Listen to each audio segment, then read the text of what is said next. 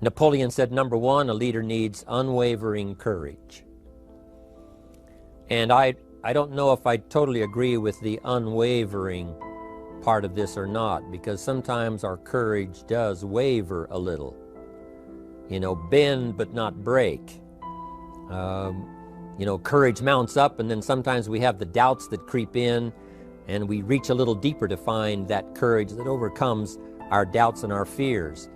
So I would probably debate a little bit with Napoleon on this unwavering courage, because sometimes courage does waver. But as long as it stays, as long as in the end there it is to serve you, the courage to do what you didn't think you could do, the courage to step into territory that might be a little unfamiliar, the courage to talk to somebody you don't know, the courage to attempt conducting a meeting, the courage to give your first testimonial, the courage to, you know, solve problems you couldn't solve before, that kind of courage. The courage to stand up when it's sort of dark in your corner, the courage to do it when it isn't going your way seemingly, the courage to try to have a good day in the midst of a bad day, that kind of courage. Wavering a little at times, yes, because we all have doubts that attack us, we all have small fears that creep in. That is the nature of life. But that's what faith is all about, that's what courage is all about. To serve us when our doubts will not serve us well. Faith to overcome fear, and courage to overcome our doubts. But that is a good quality, a good attribute for a leader, and that's unwavering courage. Second, Napoleon said, self-control. That, of course, is the very essence of life itself, is self-control. Because we all have this warfare going on. You know, it's going on in the world, the warfare between liberty and tyranny. In our own body, the warfare between health and illness, the struggle is on. The struggle between light and darkness, the struggle between good and evil. I call it opposites in conflict. And as soon as you're born into the world, as soon as you find yourself and discover yourself on this spinning planet headed somewhere, you know that this exists. To be a civilized society, we must drive the dark side of our nature into a small corner and let the positive side flourish. Early, we must learn to exercise self-control. Power is a wonderful thing, but it must be exercised properly. It must be exercised to benefit and not to destruction. So self-control is certainly necessary to be a strong leader, so that you can become the best example. The example of having your temper well managed, to having that dark side of your nature under control. The best example of choosing wise words and not being careless, that kind of control. Control of your appetite, control of your desires, so that they fit into the positive side of life and not the negative side. Self-control, very important. Then he said a leader must have a keen sense of justice. How very true. Justice we become familiar with, you know, even when we're small, when certain things that happened or were done to us that something told us that wasn't right. Someone did us wrong. We have that sense of right and wrong, and it starts very early. Then we have to have that sense of utilizing what's right and what's wrong so that we develop this sense of justice, this sense of being fair, this sense of being on the positive side, on the right side. To minimize a person's mistakes, they need to have this sense of justice. We have to have justice when we're building an organization. You know, what's fair, what is a good balance. The marketing system that Mark put together has to be fair for everyone. If you have a customer and you take care of that customer, someone else cannot come along and take that customer. The same is true with the distributor. Certain rules and regulations, so that all of us have a chance to fit within this framework of fairness, justice, and what's right. Otherwise, enterprise cannot work. Otherwise, we have what we call, in a political sense, anarchy, where there is no justice, when might is the order of the day, power is the order of the day, not the law, not the rule, not what's right, but power. And we would all dismiss that. It's been a catastrophe in the last 6,000 years, the governments that resorted to power instead of democracy, that resorted to intimidation instead of freedom. And we all know the terrible toll that that takes. But it takes a toll not only politically in a country or politically around the world, but it takes a toll even in enterprise. It takes a toll in school if a teacher is unfair. It takes a toll in working on a team where someone is unfair, or where the leadership is not fair in the administration of justice. So this is true, a keen sense of justice and what's fair and what's right. Part of this we have to learn as we go. You know, you don't have it all the first year. You haven't got it all the second year, the third year. After all the years that I've, been around, both as a human being and as a business person, we're still, even at these years, trying to decide what's best, what's fair, what's right, to give balance to our life and to build on a firm foundation for the future. So I agree with Napoleon. Good idea. A sense of justice. Here's another one, he said, definiteness of decision. Indecision is the thief of opportunity. If you don't decide, the opportunity could slip away. If you don't decide what you're going to do today, the day could get away and you're not very effective. I talked about in my recent travels about time management. And here's one of the best ideas of time management. Don't start the day until you have it finished.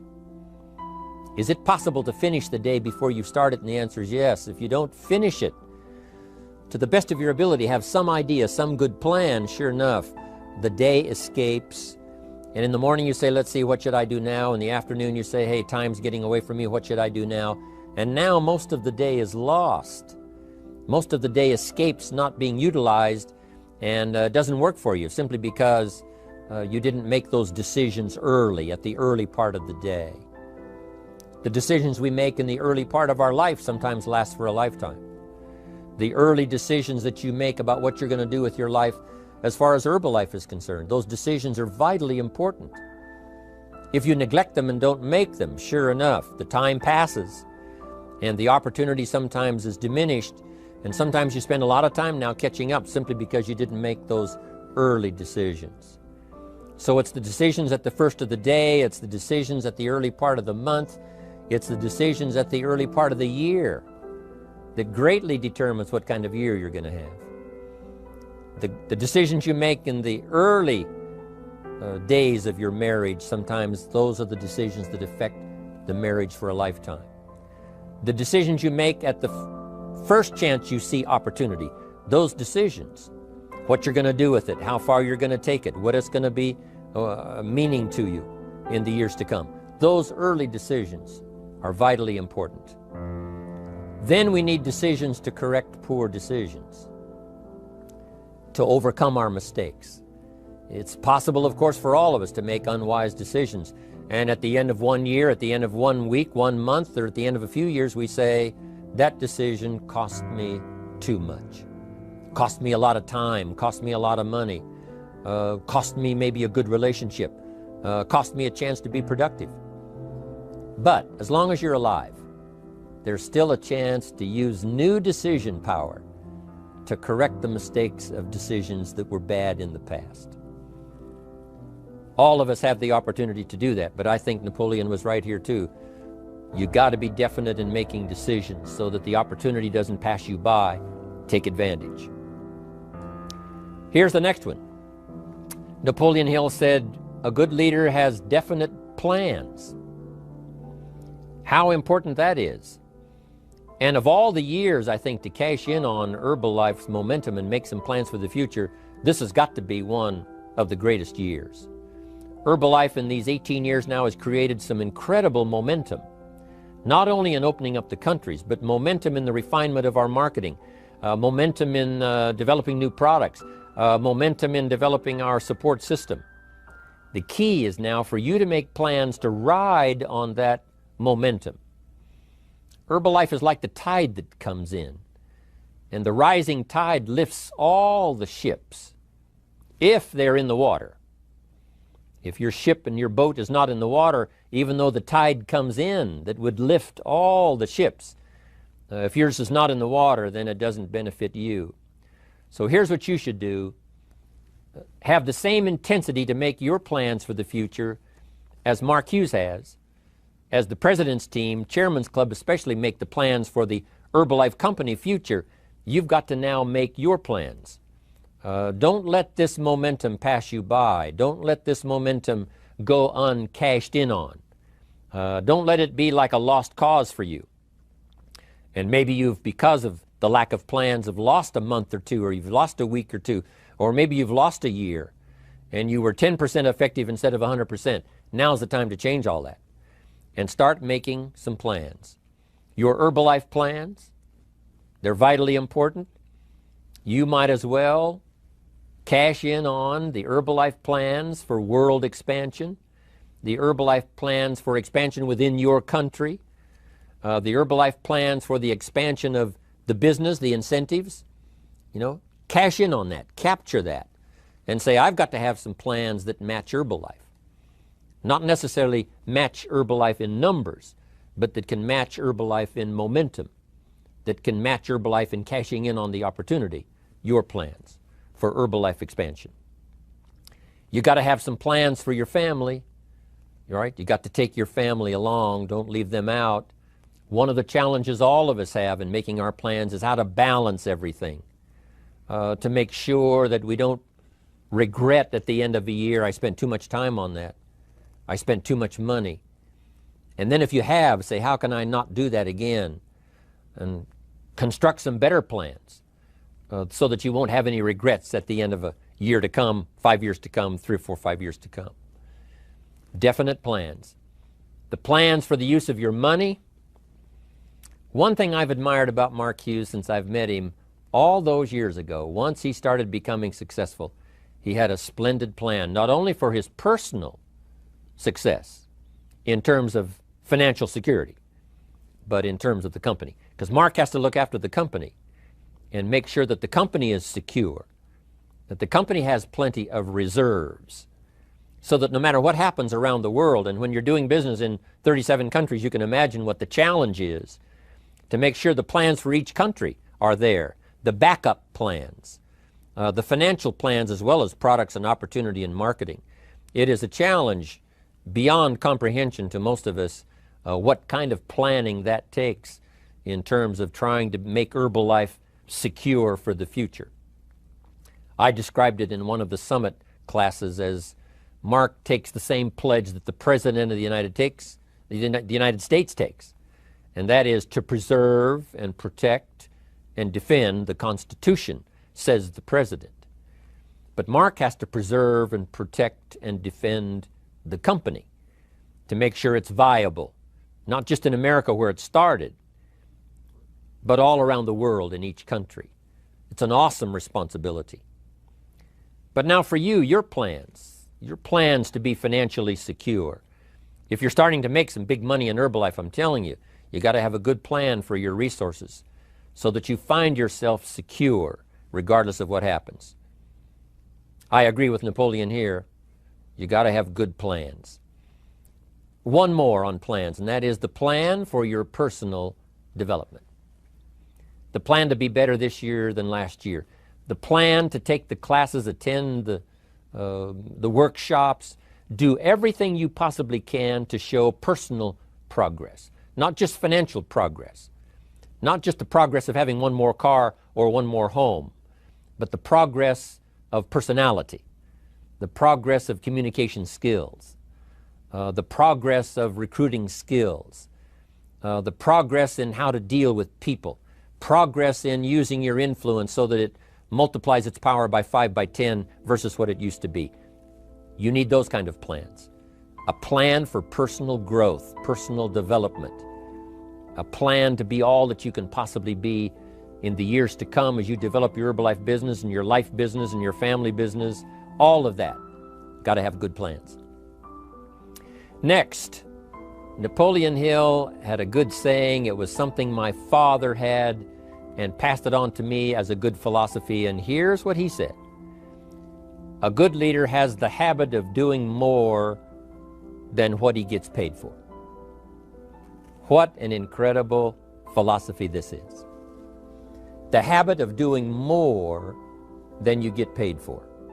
It's what we call the service that you put out like seeds in the ground that doesn't bring the harvest immediately, but the harvest is yet to come. It's called like putting out the capital in capitalism. Doing more than you get paid for means that you're getting ready for the next move up. Because if you do more than you get paid for, you've made an investment. The average person might think if I do more than the company requires, then they're ripping me off. I'm not getting paid for that extra time, that extra attention. But you must not view it that way. You must say, I'm getting there a little earlier, staying a little later, as an investment in my own personal future. Because I want that kind of reputation. I want that kind of philosophy to work in my life. Do more than you get paid for. And this philosophy works incredibly well in Herbalife. You make the Herbalife sale of the Herbalife products. Now you must do more than you've gotten paid for. Right? They've got the product, you've got the money. But you can't stop your investment there. Now you must develop the investment in time, effort, and energy in turning that new customer into a testimonial. And sometimes that's the most difficult work, the work after the sale. Because the sale might be fairly easy. Someone says, hey, I've been looking for this product, I need it, here's my money.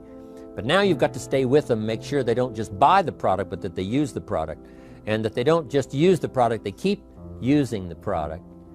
That's the work after the sale. But if you learn to make that kind of an investment and do more than you get immediately paid for, the payoff in the future can be fantastic.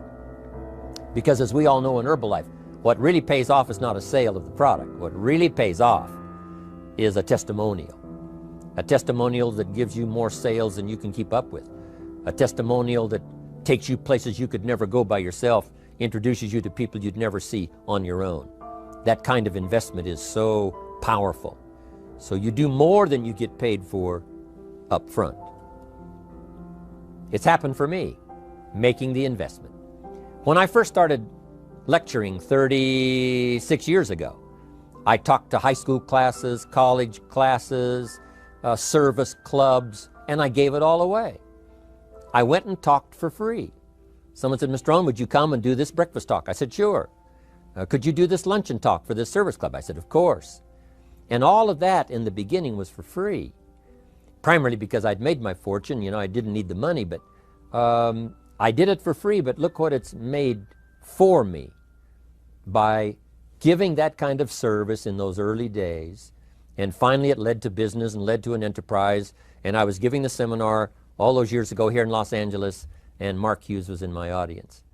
So what you don't get paid for, don't worry about that. Just render the service with the vision of the future that it'll come back multiplied if you have this kind of habit, this kind of philosophy. Next, Napoleon Hill talks about personality. You need a pleasing personality. There's many parts to your personality. One is your working personality. The kind of behavior, the kind of attitude that you need, especially in the public. Some things you can kind of get by with, being a little careless, maybe in private, but in public, where it counts so much in your paycheck, it counts so much in building your business for the future, your own personality. But here's what you also must remember. You develop your personality in private so that it serves you well in the public. Sometimes we get the mistaken idea, I can be careless with just these few and be more careful when I have 1,000. But see, that doesn't work that way. Careless with a few, sure enough, that will creep into your presentation for 1,000 people. Here's the best practice, and the Herbalife opportunity in our marketing systems gives you the best chance to do that. The influence you have one-on-one, that's what really counts. You say, well, I'm only talking to 2 people, it doesn't matter much. That's when it really matters.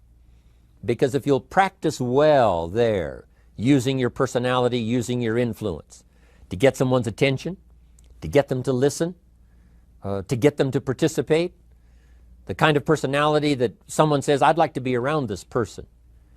They're unusual. They're not like the average person I meet on my everyday experience. That kind of personality. But you've got to practice it behind the scenes. You've got to practice it one-on-one. And if you're effective one-on-one, 1-on-3, 1-on-5, I promise you, that will get you ready to now perform with the kind of personality, the kind of charisma that wins people when you're in front of 500 people, 1,000 people, 5,000. So this is a good point, working on your personality. Here's the best gift you can give someone, and that's the gift of attention. Attention is so powerful. When I was a young man, I met Nelson Rockefeller, one of the richest men in America at that time. He's gone now, but he was a unique individual, ran for vice president of the United States. And I had a chance to be where he was holding a press conference, and I got close enough so that when he walked out, I had a chance to step up, right, when security was not all that severe in those days, and I had a chance to put out my hand, shake his hand, and say, Mr. Rockefeller, my name is Jim Rohn. And what I remember most was the attention he gave me. With the lights of the cameras around and everybody all around, he looked right at me and said, Jim Rohn, where are you from? I said, Idaho. He said, I really like Idaho. It's one of my favorite states in all of the country. And for just a few seconds, he gave me his attention, shook my hand. I'll never forget the handshake, right? One of those multi-million-dollar handshakes. But I'll never forget that personal attention he gave me, just for a few seconds. It was powerful. Made an impression on me that's lasted until this day. That's why I remember to tell the story. So, same thing you can learn to do. Utilize your personality, utilize your influence, give people the gift of attention. Here's the rest of my list now as we finish up. Next, Napoleon Hill said a leader needs sympathy and understanding. We have to develop that early in our lives. All of our lives, we have to look at those that are less fortunate than we are, those who need a helping hand, and especially now we learn to look at those who need an opportunity, those who need a change in their health, those who need a change in their life and in their lifestyle. It's this kind of sympathy and understanding that drove Mark Hughes to construct the company. It took that kind of understanding, that kind of sympathy, that kind of deep emotional feeling. Then Mark understood what it meant to be poor. He understood what it meant not to have. He understood what it meant to be short on finances, on resources. He understood what it meant to lack, a full formal education. He knew all of those lacks. And instead of crying about it, he said, what I will do is change it for myself, and then I'll help other people that have the same challenge. Lack of education, lack of the money, lack of the resources, lack of good health, faced with all kinds of difficulties they can't solve. I'll get mine solved, and then I'll be strong enough and have the skills to where I can help other people. That kind of leadership quality is so powerful. That kind of understanding. Here's the next one. A leader must have, Napoleon said, a mastery of the details. How very true. All can be lost with just a couple of missing details. On the trip to the moon, everything has to work, right? There's several thousand moving parts. There's several thousand pieces to the project of getting to the moon and coming back, and all of them have to work. You can't have 10% of them working, 90% or 80%. They've all got to work. And then there's the backup systems for something if something goes wrong to back it up. That kind of mastery of detail is so vitally important. But here's what else to remember as far as Herbalife is concerned. The drama is in the details. Someone says, I lost 30 pounds. Well, 30 pounds is 30 pounds, but that's not the drama. The drama is, where were you before you found Herbalife? How did you feel? What kind of circumstances? Now someone begins to give us some of the details. And then after they've lost the weight, now how they feel, now their self-confidence has been restored. Now they feel better about themselves. The drama is in the details. But this is also important in the details of your day, the details of your business, the details of good communication. Master the details. Good advice, Napoleon Hill. Now here's the next three. Willingness to assume full responsibility. All of us have been taught that, especially these Herbalife years, to take full 100% responsibility. Mark Hughes says, what happened to me might not have been my responsibility, but what I do about it is my full responsibility. I've had some things, some people did me wrong. In his first couple of business experiences, he was done wrong. Some people ran off with the money. He was left holding the bag. But he said, that's what happened. And I was not responsible for what happened. But I am responsible for saying to myself, now, what am I going to do about what's happened? If a hailstorm destroys the farmer's crop, he wasn't responsible for that. But his responsibility now begins when the hailstorm is over, when he asks the question of himself, what should I do now? Now that this catastrophe is over, now that the damage is done, now what should I do about it? And a philosophy I've taught all these years, it's not what happens to you that determines your future. It's what you do about what happens that determines your future. And this is a major part of it, accepting full responsibility. If you've got an organization, you're conducting meetings, and you're the leader, the responsibility ends with you. Someone else may mess up, make some mistakes, still your responsibility. Some things over which you have no control, understandable. But what you do about it now, how you fix it, the diplomacy you use, the strategy you use, that's the kind of responsibility now that depends on you. Also, you've got to be responsible for your future. Nobody's going to fix it. No one else is going to design it. No one else is going to come along and say, hey, I will make sure it all works well for you. You've got to take all the input, you've got to take all the testimonials, all the teaching, all the training, all the influence, then you've got to have the responsibility of designing your life. You can design a life of prosperity, or you can design a life just to coast and get by. The responsibility belongs to you. Now here's the last two. Next is cooperation. One of the great things we learn in Herbalife is how to cooperate so that we take advantage of each other's ideas, we take advantage of each other's input, we take advantage of each other's enthusiasm, we take advantage of each other's testimonial, and we take advantage of each other's willingness to grow. That kind of cooperation has built Herbalife. In those early days, Mark got the group together. Jerry Shatanovich, Doug Stuntz, the rest, and made some plans to cooperate. Said, no telling what kind of powerful meetings we can have if we work together. No telling how many people we can affect, even right away, if we work together. You do this part, you do this part, I'll do this part, we'll make it work together, and we'll get the ball rolling. There's an ancient phrase that says, if two or three agree, nothing is impossible.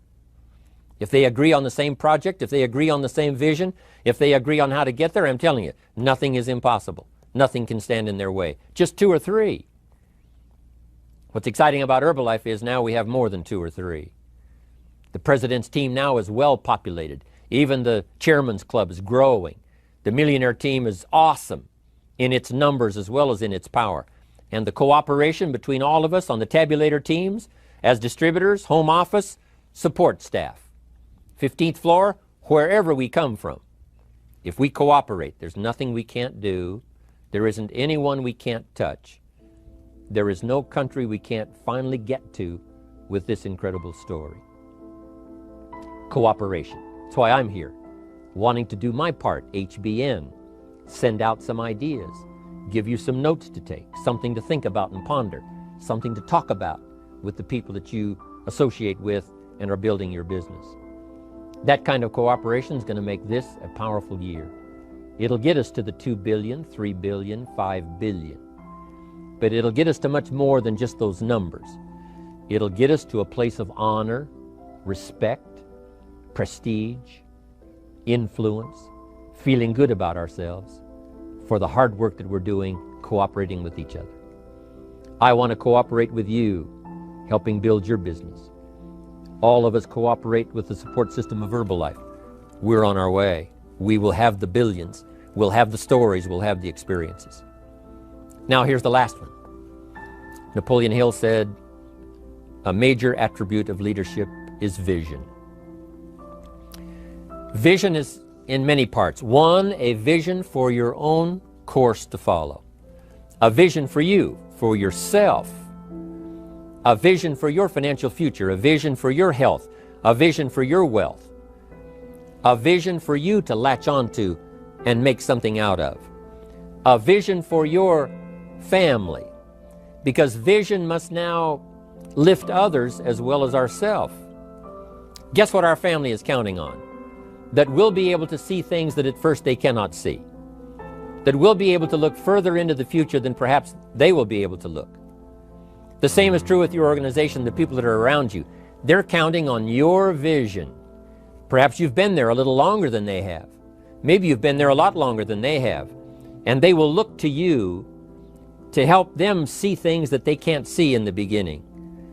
And if you will do that, develop that attribute of leadership, I'm telling you, you'll have such a dramatic effect on your organization, it will be unbelievable.